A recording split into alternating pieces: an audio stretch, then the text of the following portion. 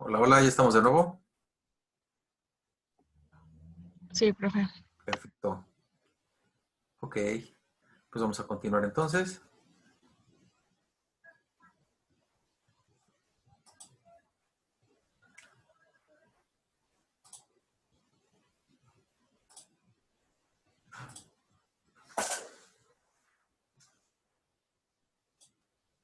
Ok, entonces estamos viendo que los métodos termodinámicos, la selección de ellos para la simulación, pues es un punto crucial y es fundamental para nuestra simulación y obtener valores correctos y que sean realmente de utilidad. Entonces, ¿qué tipos de métodos termodinámicos hay? ¿Cómo es el cálculo de los equilibrios de fase? ¿Cómo se calculan las propiedades? ¿Qué ecuaciones de estado hay? ¿Y qué métodos de coeficiente de actividad? ¿Y cómo seleccionamos los métodos termodinámicos?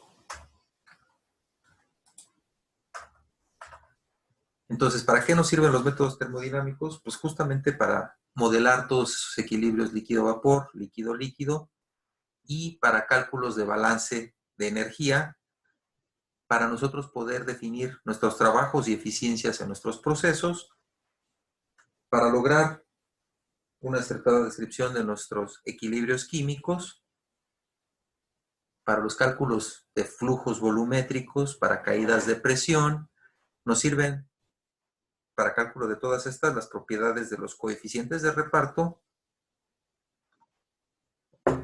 entalpías, entropías, energías libres de Gibbs, densidades, viscosidades, todas esas propiedades se pueden generar a partir de nuestro modelo termodinámico, ¿sí? ¿Dónde los podríamos utilizar? Bueno, pues en procesos de destilación, extracción, intercambio de calor, todo lo que sería la adecuación de nuestros flujos, que serían las bombas, compresores, turbinas, en cambios directamente relacionados con reacciones químicas en los reactores, en flujo de fluidos, que serían en tuberías, en columnas, para, en fin, para toda la descripción de nuestro proceso se ve involucrada las propiedades termofísicas que quedan descritas a partir de nuestros modelos termodinámicos. Es por eso que son fundamentales. Entonces, la elección de este modelo termodinámico en la simulación es un punto clave y fundamental. Como ya lo habíamos comentado, pues una mala selección de estos modelos termodinámicos pues nos lleva justamente a resultados completamente erróneos. Es necesario comprobar con datos experimentales, ¿sí? Y si no se predicen bien esos datos experimentales, tenemos que ajustar los parámetros de nuestro modelo termodinámico. ¿Cómo podemos hacerlo? Bueno, pues sabemos que la mayoría de los modelos termodinámicos traen constantes y traen parámetros ajustables que nosotros podemos modificar. Ahora, si no disponemos de datos experimentales, ¿sí? Pues podemos predecir esos parámetros a partir de métodos de estimación basados en propiedades moleculares. Es decir, en este caso ya tenemos modelos termodinámicos que toman parte de su información de datos experimentales y parte de la información de simulaciones moleculares a nivel cuántico. ¿Y dónde encuentro todos esos datos termodinámicos si me hacen falta? Bueno, pues aquí vienen algunas referencias, el de Kema, el Data Compilation, el Dortmund, el Janaf, es otra fuente de datos bastante completa, el NIST, y revistas de ingeniería. Obviamente también las revistas especializadas, ¿sí? Los journals son también una fuente muy importante. Por ejemplo, ¿sí? Cuando nosotros hacemos una descripción para un equilibrio líquido-vapor, en este caso de una mezcla de etanol-agua, ¿sí? Cuando utilizamos un método termodinámico adecuado, que está basado en coeficientes de actividad, pues hay una predicción correcta de este tipo de cosas que conocemos como azeótropos. Se forman los azeótropos donde ya es indivisible nuestra mezcla. Hasta punto 8, de aquí ya no podemos separar, es más, de hecho, antes, ¿no? Pero en punto 8 sí ya es indivisible nuestra mezcla de etanol-agua. Cuando lo hacemos considerando condiciones ideales, obtenemos este gráfico que es temperatura contra composición de este tipo, donde sabemos que La curva de arriba nos representa los puntos de rocío, mientras que la curva de abajo nos representa los puntos de burbuja.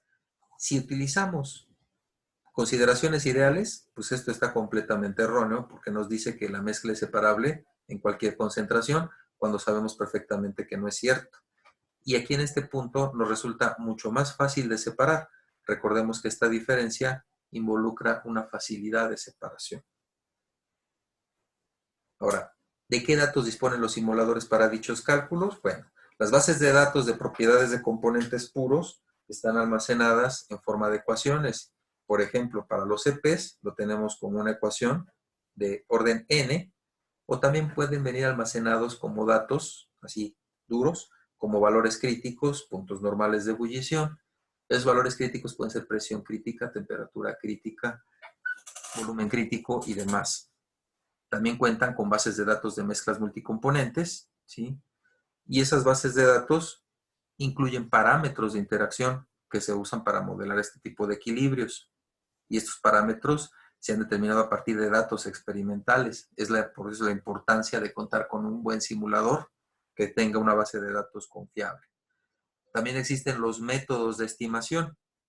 Si no disponemos de estos parámetros de interacción, pues existen métodos capaces de estimar esos parámetros de interacción de componentes puros y parámetros de interacción a partir de estructuras moleculares y grupos funcionales de esos compuestos. Es decir, hay programas que ya estiman esos parámetros de interacción a partir de estimaciones cuantitativas de la relación estructura-actividad a partir de grupos funcionales.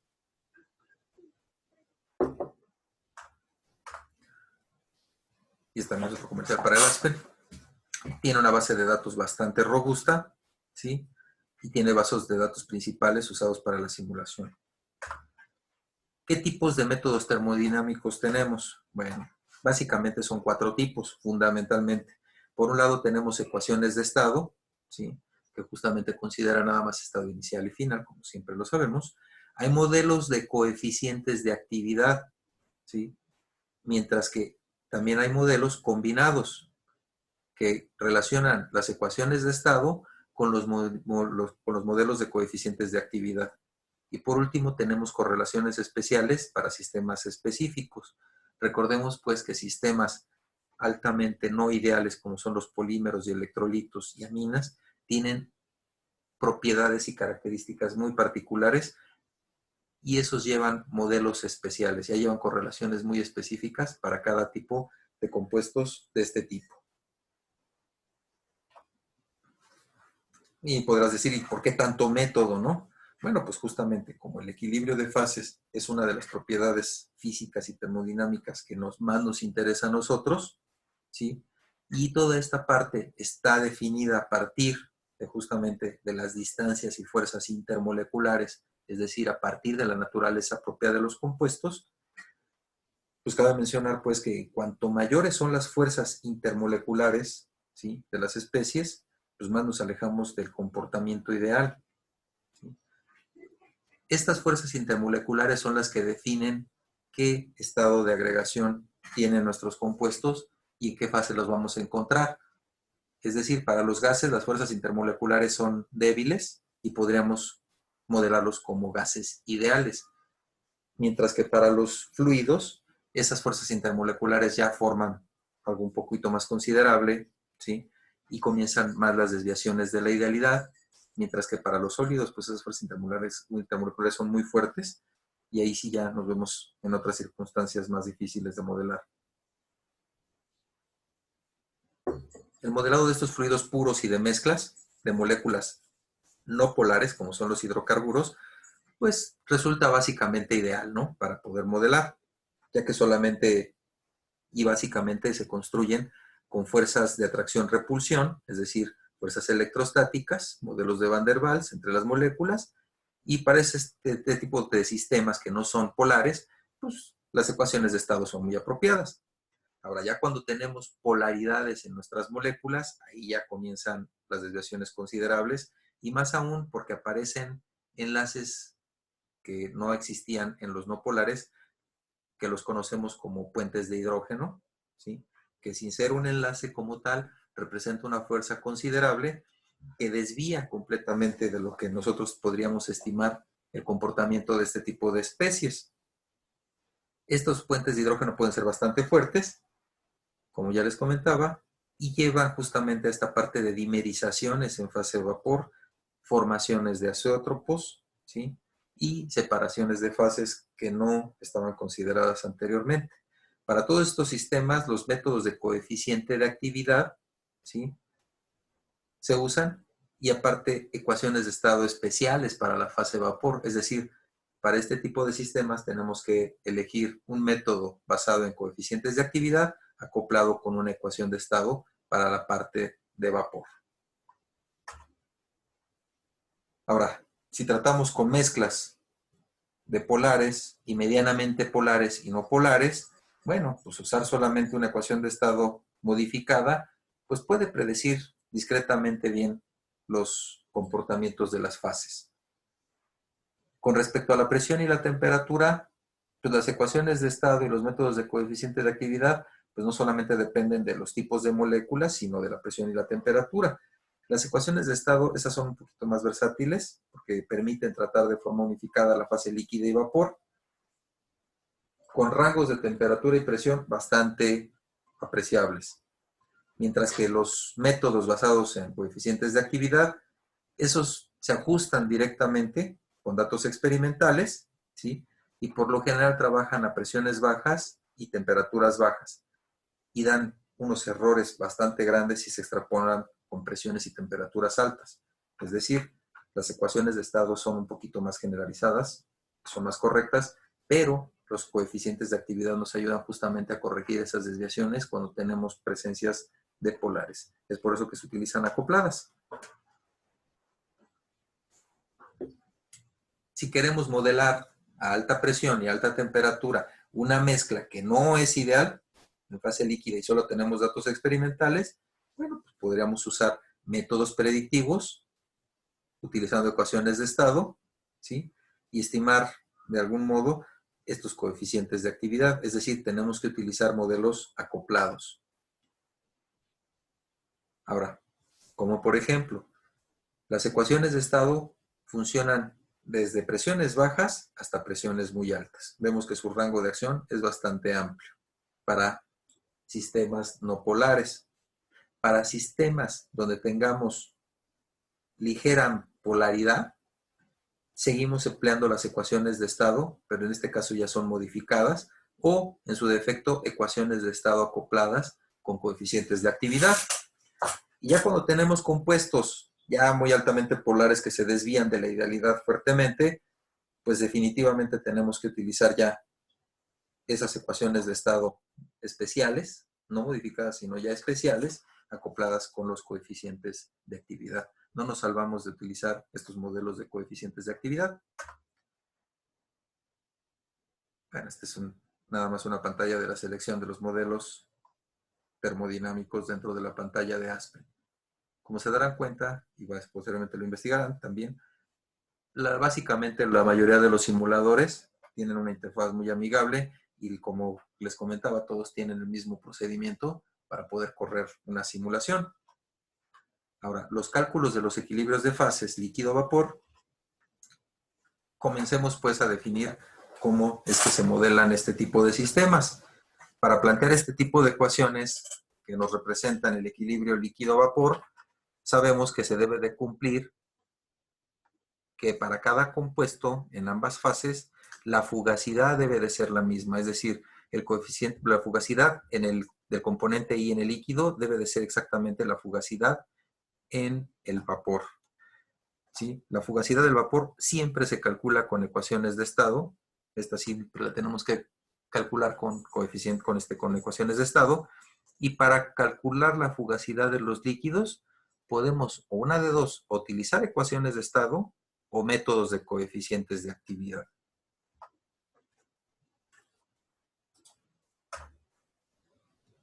Entonces, para el cálculo del equilibrio mediante ecuaciones de estado, ¿sí?, utilizamos algo que se llama coeficiente de fugacidad, donde la fugacidad como tal queda definida por el coeficiente de fugacidad afectado por su fracción mol, por la presión, tanto en la fase líquida como en la fase vapor.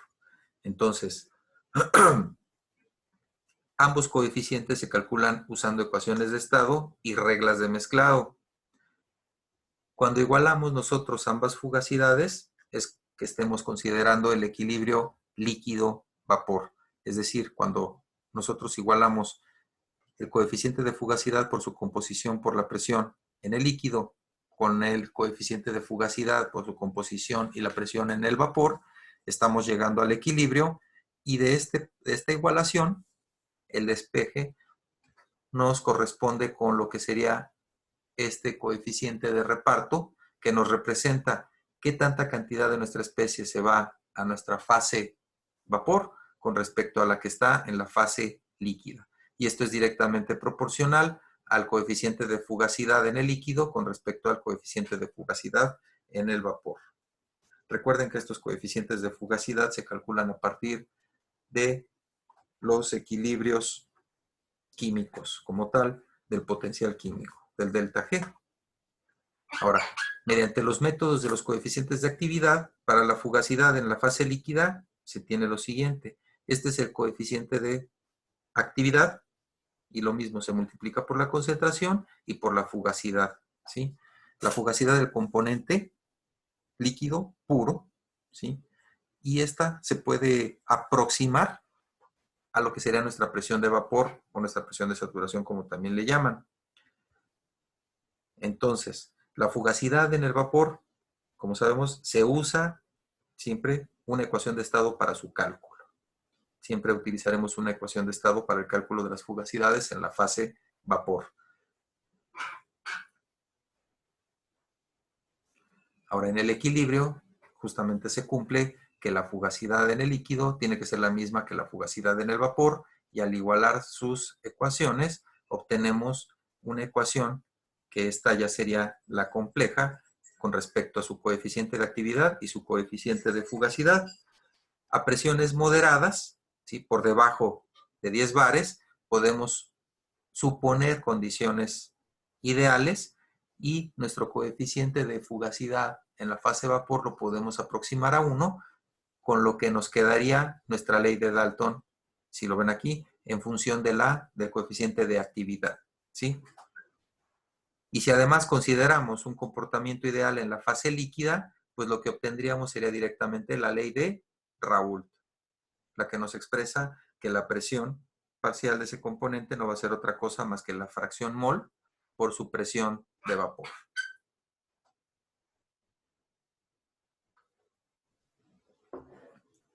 Estos coeficientes de actividad que se calculan y los métodos que se emplean para ello, pues necesitan apoyarse en las ecuaciones de estado para el cálculo de las propiedades de la fase vapor. Y generalmente están desarrollados para usarse a bajas presiones, como les comentaba, ¿sí? En fase vapor podríamos considerar todavía condiciones ideales. Y estos métodos ocurre un problema cuando hay compuestos supercríticos en la mezcla, ya que no existe una presión de vapor para esos compuestos supercríticos y no se puede calcular la fugacidad en el líquido de manera convencional. Por lo tanto, es necesario tratarlo mediante el uso de constantes de Henry, que es otra ecuación también muy útil para este tipo de sistemas, pero también esta tiene sus limitaciones. Es válida solamente cuando su concentración está por debajo del 5% molar. Este también es un parámetro a considerar. Ahora, los cálculos de las propiedades, ¿sí? Tenemos pues, que como les comentaba, a través de la energía libre de Gibbs, porque es la que dicta justamente este comportamiento de las fases. Recordemos que todo queda sometido al potencial químico. El potencial químico siempre será la real y verdadera fuerza impulsora en nuestros procesos de equilibrios líquido-vapor. Entonces, para los cálculos de las propiedades termodinámicas, ya sea entalpía, entropía o energía libre de Gibbs, ya sea de un compuesto puro o una mezcla, siempre se debe de realizar a partir de la contribución de dos términos. Esta contribución de dos términos es el ideal y otra parte es el real. Es decir, nuestro valor de la propiedad suponiendo un comportamiento ideal es esta, ¿sí? Y nuestra desviación de respecto del comportamiento ideal que sería el real menos el ideal. Esto lo vamos a considerar como una propiedad, se le llama residual, ¿sí?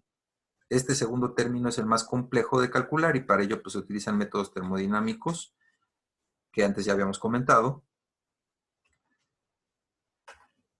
Ahora bien, estas ecuaciones de estado como tal, sabemos que son aquellas las que se relaciona la presión, la temperatura y volumen molar de un fluido puro, ¿sí? Tanto para la fase líquida como para la fase vapor. Tenemos varios modelos de ellos, entre las cuales pues la más simple pues, es la del modelo ideal. Estas nos permiten calcular n cantidad de datos y de propiedades y por lo general emplean una cantidad muy reducida de datos. Normalmente lo que utilizan son propiedades críticas, factores acéntricos, y este nos sirve para cálculo de propiedades de reparto, ¿sí? Mientras que para los cálculos de entropía y energía libre de Gibbs, ¿sí? Usamos las mismas condiciones críticas y calores específicos en función de la temperatura. Estas ecuaciones de estado pues, las podemos aplicar a mezclas de sustancias promediando sus parámetros mediante las llamadas reglas de mezcla. No hay una sola regla de mezclado, hay varias reglas de mezclado y depende del sistema la complejidad de esas reglas que tenemos que emplear. Ahora, dentro de estas ecuaciones de estado, pues hay básicamente dos, ¿no? Las más generales que serían la del virial y las cúbicas de estado. Entonces, la del virial pues es la más utilizada, es la que se trunca al segundo término, es decir, al coeficiente B, ¿sí? Y las cúbicas pues son básicamente de esta forma, ¿no? Entre las que podríamos mencionar hasta incluso una de Van der Waals, que es la de estado cúbica. Ahora bien, estas ecuaciones de estado principalmente se desarrollaron para la parte de hidrocarburos, porque pues es la parte más estudiada, ¿no? Y lo que más recursos tenía, ¿no? Pero pues ya se han ido modificando para tratar compuestos polares. Por ejemplo, Van der Waals, que es una chulada esta ecuación, porque sí representa correctamente estos equilibrios líquido-vapor, y las cúbicas de estado, que ya serían la RK, que es la de Redlich-Kwon, o la SRK, o la Penck-Robinson, que ya tienen esta forma, son un poquito más robustas, pero como sabemos, dependen, pues, estos factores que tienen, A y B, dependen y están en función de propiedades reducidas. Para los compuestos polares, podemos utilizar justamente este tipo de ecuaciones que son modeladas a partir de los parámetros de las ecuaciones de estado, y son, por ejemplo, la Hayden-O'Connell, que está basada en la ecuación del virial, con el segundo coeficiente, y este nos puede predecir incluso dimerizaciones en fase vapor, y solamente es válida para fase vapor. La Likester-Plockett también es una ecuación del virial de 5 coeficientes, y es útil para mezclas de hidrocarburos y compuestos polares, es decir, es más versátil. La SRK, esta también, la precisión aumenta en orden de magnitud con respecto a la SRK original, porque esta es la SRK2, para muchas especies químicas, la Penck-Robinson, y existen muchas modificaciones de Penck-Robinson, está la 76, la 78, la SB, y hay varias, ¿no? Que todas dependen de qué es lo que necesitemos modelar, tenemos que probar entre ecuaciones de estado. En cuanto a las reglas de mezclado, como les comentaba, pues no solamente hay una, son varias, pero justamente nos sirven para evaluar los parámetros de las ecuaciones, promediando estos parámetros con respecto a sus composiciones. Las reglas de mezcla pues, dependen justamente de estos parámetros de interacción que se deben de determinar experimentalmente, no hay de otra. Y esta precisión para las ecuaciones de estado, pues depende no solamente de la formulación, sino también de los parámetros y de las reglas de mezclado que se utilicen para aplicar estas ecuaciones de estado. Como por ejemplo, tenemos que para esta ecuación, estas reglas de mezclado son aplicables para nuestro parámetro A, que como vimos estaba en función de propiedades críticas. Tenemos que evaluar para cada uno de los componentes y para un parámetro de interacción. A partir de esta ecuación se llega al parámetro y lo tenemos que alimentar a nuestra ecuación. Esta no es única, esta ecuación, para las reglas de mezclado. Existen más.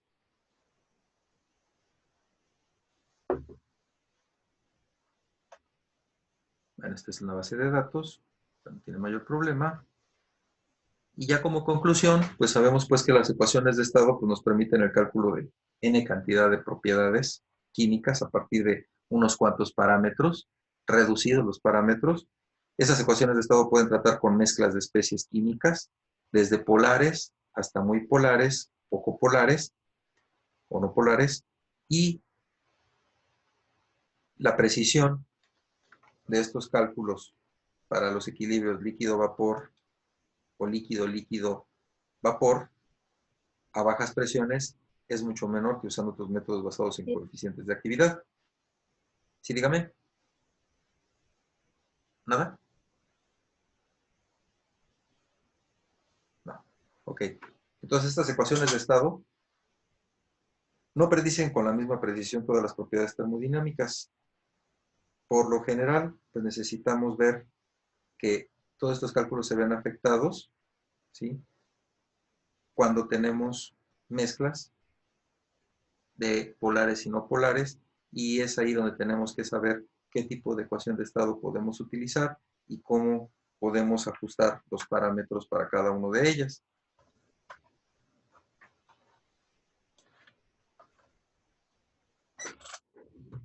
Ahora, para los coeficientes de actividad, ¿sí? Los métodos de coeficientes de actividad, pues justamente son aplicables a mezclas de polares y poco polares, desde poco polar hasta muy polar. Se basan en la energía libre de Gibbs en exceso, ¿sí? Que es justamente la diferencia de la energía libre de Gibbs de una mezcla real con respecto a la ideal. Esa desviación es la que se corrige con los coeficientes de actividad. Y por lo general se calculan y se formulan a partir de la energía libre de Gibbs en exceso, y eso es lo que nos da una base de ecuaciones de estado basadas en los coeficientes de actividad bastante amplia. ¿Sí? Los parámetros de los modelos de energía libre en exceso, pues no es otra cosa más que un modo de corregir esas desviaciones de la idealidad, ¿sí? De un modo muy compacto. Es decir, para estas desviaciones de la idealidad, lo que se hace es afectar nuestros parámetros que ya conocemos de modo ideal por un coeficiente, que es el coeficiente de actividad, que es el que nos representa ya correctamente nuestros equilibrios líquido-vapor. ¿Sí? Entonces, los coeficientes de actividad para mezcla metilacetato etanol a una atmósfera, vemos pues que aquí están insertos los coeficientes de actividad y son los que nos generan este tipo de curvas, ¿sí? ¿Cómo se ve afectado el coeficiente de actividad con respecto a la fracción mol del líquido del metilacetato, ¿sí? Este es para el etanol y este es para el metilacetato, ¿sí? Si aquí estamos modelando para el metilacetato, cuando el metilacetato es 0, aquí estamos hablando de 100%, ¿sí? Etanol, ¿sí? Cuando es 100% etanol, no existe ninguna desviación de la idealidad, se corresponde con la idealidad. Conforme comienza a decrecer la concentración de etanol, el coeficiente de actividad va tomando un valor más importante para corregir esos equilibrios. Ahora bien, los parámetros, ¿sí?, de ajuste, por ejemplo, para la ecuación de Wilson, no son apropiados para corresponder con los equilibrios líquido-líquido. Recordemos, pues, que estos modelos que están fundamentados en la energía libre de Gibbs en exceso para mezclas binarias, ¿sí?, estos modelos son también extensibles a mezclas multicomponentes. Lo único que tenemos que ajustar son los parámetros binarios de cada uno de los pares. Para este tipo de modelos, Wilson, NRTL y UNIQUAC, como ya les había comentado, son las más socorridas y estas son sus tres formas de sus ecuaciones. La Wilson no es apropiado para líquido-líquido, sino más bien para líquido-vapor. La NRTL es apropiado para equilibrios líquido-vapor, líquido-líquido o líquido-líquido-vapor. Es un poco más robusta, ¿sí? Y la UNIQUAC es apropiada para equilibrios líquido-vapor y líquido-líquido, a pesar de que su ecuación es un poquito más compacta. Ahora, por una parte, los métodos predictivos, ¿sí?, de los coeficientes de actividad, existen métodos que sirven para estimar estos parámetros de interacción cuando no se dispone de métodos como los de los coeficientes de actividad. El más usado es el UNIPAC y el otro es el UNIQUAC.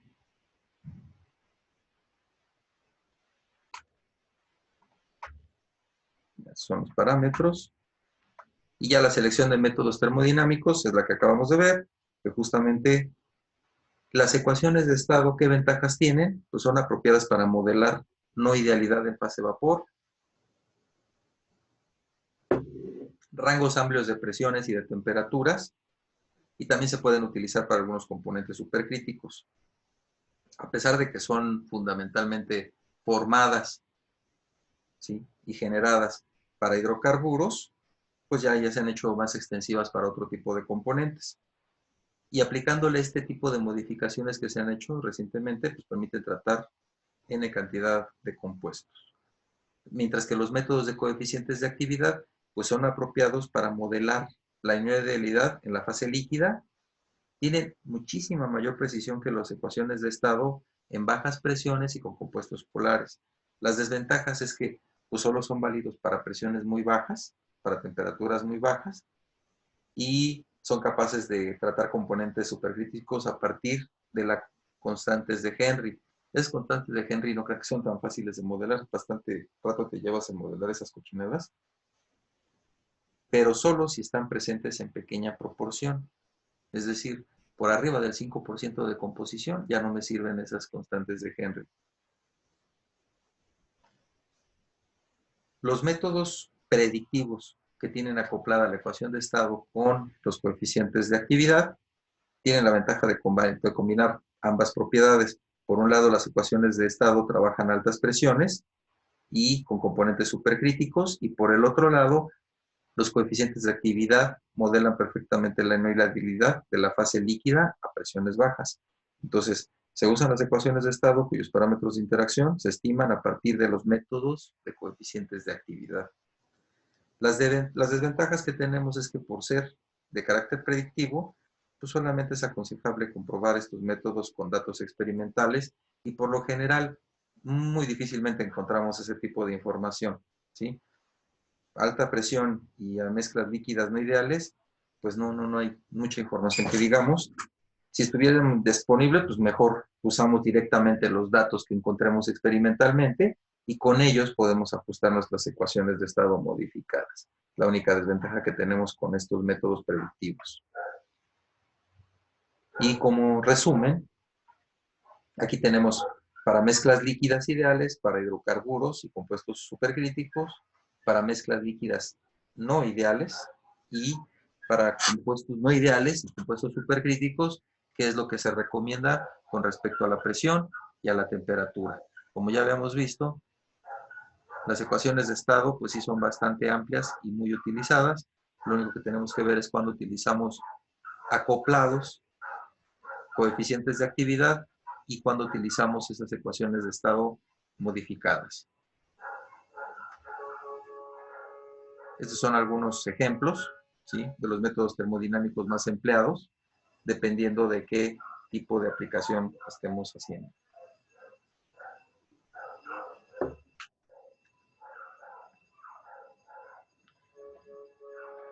Nuestro árbol de decisiones, que no se les olvide porque es muy importante, nos ayuda muchísimo a poder modelar nuestros sistemas con una ecuación de estado apropiada.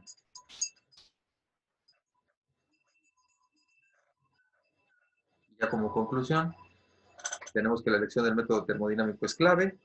Existen estos dos enfoques, recordando pues que las ecuaciones basadas en coeficientes de actividad, ¿sí? Para soluciones líquidas no ideales, solamente trabaja bien a bajas y medias presiones, ¿no? Es algo compuestos críticos que se ya no lo modela. Las ecuaciones de estado pues, son especialmente para hidrocarburos y son apropiadas para un rango amplio de presiones y temperaturas, aunque también modelan correctamente algunos compuestos ligeramente polares. Todo lo que son polímeros, electrolitos, pues tienen un tratamiento por separado, porque esas se desvían marcadamente de la idealidad y de cualquier otro tipo de proceso. Es más, de hecho, muchos polímeros y muchos electrolitos tienen ecuaciones exclusivas para cada composición y para cada mezcla, porque no es normal y no es común su comportamiento. ¿Listo? Y con esto, bueno, pues podremos comenzar también con esto. Ah, pues sí, de una vez. Ah, pero ya nos faltan 3 minutitos. Uy, no, nos vamos a quedar a la mitad. Bueno, ya una vez que vimos que los equilibrios líquido-vapor son una parte importante y los equilibrios líquido-líquido son una parte muy importante y que tenemos que emplear las ecuaciones de estado apropiadas. Ya vinieron por mí, la basura.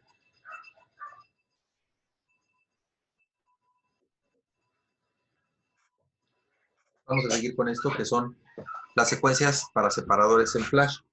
Sabemos pues que la separación más simple, el equipo más simple para una separación multicomponente es un separador flash, el cual consta de un equipo, un recipiente, a donde se hace ingresar una mezcla que previamente se calienta, se le aumenta la temperatura, posteriormente pasa a una válvula donde se tira la presión y sufre una expansión adiabática, y a partir de esa expansión adiabática se genera la fase vapor, que al ingresar al recipiente denominado como separador flash, que no es otra cosa más que un tanque, con una salida superior y una salida inferior, donde por gravedad se separan las fases, es decir, por arriba va a salir mi vapor, por debajo va a salir mi líquido.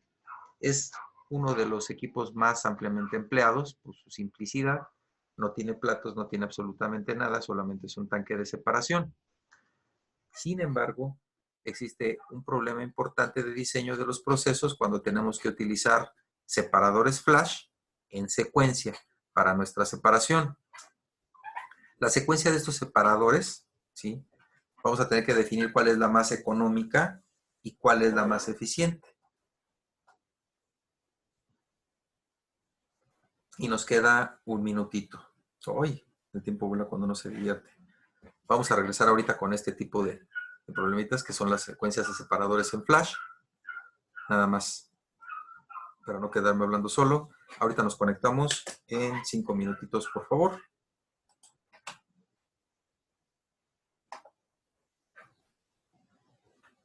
Nos vemos ahorita en 5 minutos, compañeros.